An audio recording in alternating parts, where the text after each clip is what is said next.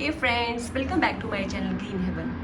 Friends, आज मैं आपको अपने जिस प्लांट से मिलवा रही हूँ वो है ये खूबसूरत सा जेड प्लांट, और इसको एलिफेंट बुश प्लांट के नाम से भी जाना जाता है। तो ये जो प्लांट है ये एक सेकुलेंट प्लांट की ही एक वैरायटी है। सेकुलेंट प्लांट में आता है ये। तो इसके लिए जो क्या क्या जो बातें हैं ध्यान रखने के लिए वो आज मैं आपसे शेयर करूँगी। ये जो प्लांट है इजी टू ग्रो प्लांट है, बहुत ही हार्डी प्लांट है और एक सेकुलेंट प्लांट है और बहुत ही सुंदर लीव्स होती हैं इसकी। इसमें मेरे पास दो टाइप्स का है। एक तो थोड़ी सी लीव्स जो हैं, ये देखिए फ्रेंड्स, थोड़ी सी इसकी जो लीव्स हैं ये बड़ी हैं, और एक जो है इसकी लीव थोड़ी छोटी है। ये दो तरह का है और दोनों जो प्लांट हैं बहुत ही सुंदर लगते हैं। मैंने ये पोट्स में लगा रखे हैं और ये इसमें जो आपकी बकेट होती है उसमें लगा रखा है, और बाहर मैंने ये देखिए हैंगिंग बास्केट में भी लगा रखा है। तो इसको आप पोट में भी लगा सकते हैं और हैंगिंग बास्केट में भी लगा सकते हैं। तो ये आप छोटे पोट में भी लगाओ तो उसमें भी बहुत अच्छा ग्रो करता है। तो फ्रेंड्स, इसकी केयर के कुछ टिप्स हैं जो मैं आज आपसे शेयर कर रही हूँ। सबसे पहले तो बात की जाए अगर लाइट की, तो लाइट इस प्लांट की जो लाइट रिक्वायरमेंट है वो बहुत ज़्यादा रहती है। मीन्स इस प्लांट को जो लाइट है वो बहुत ज़्यादा चाहिए होती है। इस प्लांट को आपको ऐसी जगह रखना चाहिए यहाँ पे जो इनडायरेक्ट ब्राइट लाइट है वो पूरे दिन की रहे, और दिन में जो सनलाइट है वो इसको कम से कम 3 से 4 घंटे की जो सनलाइट है वो इसको मिलती रहे। तो ये जो आपका प्लांट है बहुत अच्छा ग्रो करता है, क्योंकि अगर आप इस प्लांट को ऐसी जगह प्लेस कर दोगे जहाँ पे इसको धूप नहीं मिलेगी, ब्राइट इनडायरेक्ट ब्राइट लाइट तो इसको चाहिए होती है, लेकिन अगर इसको धूप नहीं मिलेगी तो ये जो प्लांट है इसकी जो ग्रोथ है वो बहुत स्लो हो जाएगी।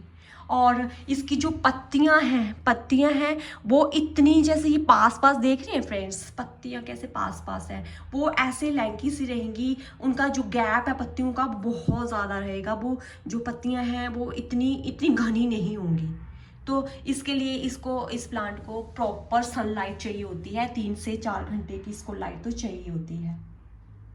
और अगर बात की जाए सॉइल की, तो सॉइल इस प्लांट के लिए आपने जो तैयार करनी है वो वेल ग्रेन्ड होनी चाहिए, एकदम पोरस मिट्टी होनी चाहिए। तो इसमें आपने क्या करना है, 40% उसमें आप गार्डन सॉइल मिला लें, और 30% आप उसमें जो सैंड है वो मिला लें, और जो 20% है आप उसमें कंपोस्ट मिला लें, चाहे वो वर्मी कंपोस्ट हो या फिर कोडंग मैन्योर हो। तो ये जो है इस रेशो में आपको मिट्टी इस प्लांट के लिए तैयार करके उसमें ये जो प्लांट है वो आपको लगाना है। फ्रेंड्स, मेरा ये प्लांट देखिए, इसकी जो स्टैम्प देखिए, इसका ये कितना मोटा हो गया है। मतलब ज़्यादा पुराना प्लांट नहीं है, लेकिन इसकी जो ग्रोथ है वो बहुत अच्छी है। देखिए इन प्लांट्स की जो ग्रोथ है, इतने इतने ज़्यादा ये पुराने नहीं हैं, ये भी छोटे हैं, लेकिन इनकी ग्रोथ बहुत अच्छी है क्योंकि इनकी लोकेशन जो है वो अच्छी मैंने रखी हुई है। और अगर बात की जाए इनकी पानी की, तो पानी रिक्वायरमेंट इनकी कम रहती है, क्योंकि ये सेकुलेंट प्लांट की ही वैरायटी है। तो पानी का भी इनमें ध्यान रखना चाहिए। पानी इसकी लोकेशन पे डिपेंड करता है फ्रेंड्स। ये प्लांट आपने किस लोकेशन में रखा हुआ है उस पर डिपेंड करता है। अगर आपने ये जो प्लांट है सनलाइट में रखा हुआ है, जहाँ पे दिन की 3 या 4 घंटे की लाइट इस पे पड़ती है और ये इनडायरेक्ट ब्राइट लाइट तो इस पे मिलती है, तो उस केस में आपको इस प्लांट में हफ्ते में जैसे 2 या 3 दिन बाद इसको पानी दे देना चाहिए, क्योंकि धूप से जो पानी है वो जल्दी इवेपोरेट हो जाता है। तो 2 या 3 दिन बाद इसमें पानी डालते रहना चाहिए। और अगर इसकी जो लोकेशन है ऐसी जगह है जहाँ पे धूप कम आती है, तो आपको 4 या 5 दिन बाद इसमें पानी दे देना चाहिए। और आपको पानी देने से पहले इसकी जो टॉप लेयर है वो चेक कर लेनी चाहिए। अगर वो अभी थोड़ी सी मॉइस्ट है तो उसमें पानी ना दे, अगर वो बिल्कुल ड्राई हो चुकी है तो पानी देना है। तो पानी का इसमें आपको विशेष ध्यान रखना है, क्योंकि पानी से इस जो प्लांट के ना लीव्स पे जैसे आपको उसका असर, जो उसका पानी कम ज़्यादा दिया है ना, तो इसकी लीव से दिख जाएगा फ्रेंड। अगर आपने इस पानी को जैसे इस पौधे को अगर आप पानी कम देते हैं ना, तो इसकी जो पत्तियां हैं ना फ्रेंड्स, अभी मैं कैसे दिखाऊं आपको, पत्तियां एकदम ऐसी हो जाती हैं, पतली सी हो जाती हैं, उनमें पानी नहीं होता है, क्योंकि इनके अंदर पानी ऑलरेडी स्टोर होता है। ये देखिए वैक्सी सी लीव्स है ना, तो अगर इसमें पानी कम होगा तो इसकी पत्तियां एकदम सूख जाएंगी, एकदम पतली सी हो जाएंगी। और अगर आपने इसको ज़्यादा दे दिया है तो इसकी जो पत्तियां हैं वो पीली पीली होके ऐसे नीचे गिर जाएंगी। होगा तो कुछ नहीं इस प्लांट को, लेकिन इसकी पत्तियां ऐसे पीली हो जाएंगी। तो पानी का इसमें विशेष ध्यान रखना है कि पानी इसमें आपको बैलेंस रखना है, पानी ना इसको ज़्यादा देना है, पानी ना इसको कम देना है। बात अगर की जाए इसमें फर्टिलाइज़र की, तो फर्टिलाइज़र फ्रेंड्स इस प्लांट को ज़्यादा हैवी नहीं चाहिए होती है, क्योंकि सेकुलेंट प्लांट्स को वैसे भी जो फर्टिलाइज़र है वो ज़्यादा नहीं चाहिए होती है। आप 3 महीने बाद इसमें वो जो बर्मी कंपोस्ट या फिर कोडोंग मैन्योर दे सकते हैं, और खाद किसी प्रकार की और खाद देने का इसमें ज़्यादा रिक्वायरमेंट नहीं रहती है।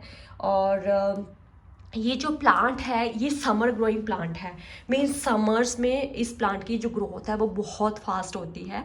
तो समर्स में जैसे इसमें प्रॉपर आपको इसकी पानी का और थोड़ा सा जैसे फर्टिलाइज़र दे दे तो उसका ध्यान रखेंगे तो इसकी जो ग्रोथ है बहुत फास्ट होती है।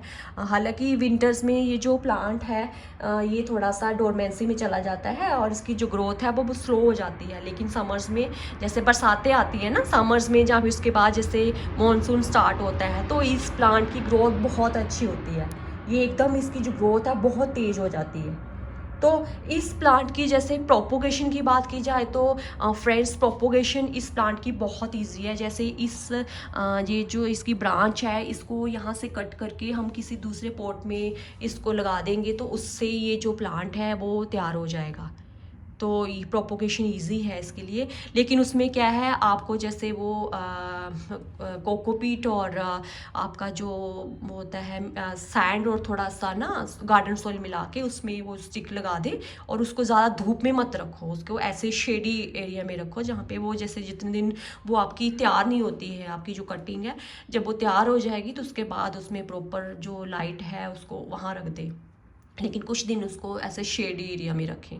और बात की जाए अगर इंसेक्ट्स की किसी तरह की इसमें इन्फ्रास्ट्रेशन की, तो इसमें वैसे तो कोई दिक्कत नहीं है, लेकिन फ्रेंड्स इसमें ना कभी कभी मिलीबग्स का अटैक हो जाता है। ऐसे वाइट कलर के ना इसके लीव्स के ऊपर मिलीबग्स आ जाते हैं, उनका अटैक हो जाता है।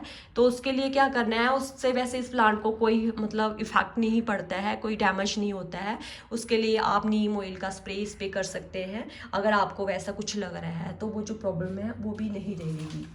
और आपको इन बातों का इनमें ध्यान रखना है। तो ये जो आपका प्लांट है सालों साल चलेगा, बहुत सुंदर प्लांट रहेगा ये। आपको इसकी मिट्टी का, इसके पानी का और इसकी प्रॉपर लोकेशन का अगर आप ध्यान रखोगे तो ये जो प्लांट है आपका बहुत अच्छा ग्रो करता है। आप एक प्लांट से कितने भी प्लांट तैयार कर सकते हैं। इस प्लांट से आप जैसे वो आपके अपनी जो हैंगिंग बास्केट है उसमें भी ग्रो कर सकते हैं। इस तरह की जो बास्केट्स होती है इसमें भी ग्रो कर सकते हैं। छोटे प्लांटर्स में आप छोटे से छोटे प्लांटर्स में भी इसको ग्रो कर सकते हैं। बड़े में जैसे मैंने बड़े में लगाया है तो इसमें भी आप इसको जैसे शेप दे सकते हो टाइम टू टाइम। अब जैसे मौसम मार्च के बाद, मार्च में क्या होगा, मैं इसकी कटिंग कर दूंगी, नीचे से ये सारा कट कर दूंगी तो इसकी शेप एक जैसे ट्री जैसी बन जाएगी। तो ये बहुत सुंदर लगता है। इसको आप किसी भी तरह की कैसी भी शेप दे सकते हो। इनकी प्रॉपर कटिंग करके जो कटिंग से जो इनकी कटिंग किसी और प्लांटर में मैं रिप्लेस कर दूंगी तो मेरा ये जो प्लांट है ये भी अच्छा हो जाएगा और उससे और प्लांट भी तैयार हो जाएंगे। तो बस फ्रेंड्स इन बातों का आपको ध्यान रखना है, तो आपका जो प्लांट है कभी ख़राब नहीं होता है। अगले वीडियो में मैं आपसे किसी और टॉपिक पे कोई और बात करूँगी। तब तक के लिए बाय बाय फ्रेंड्स।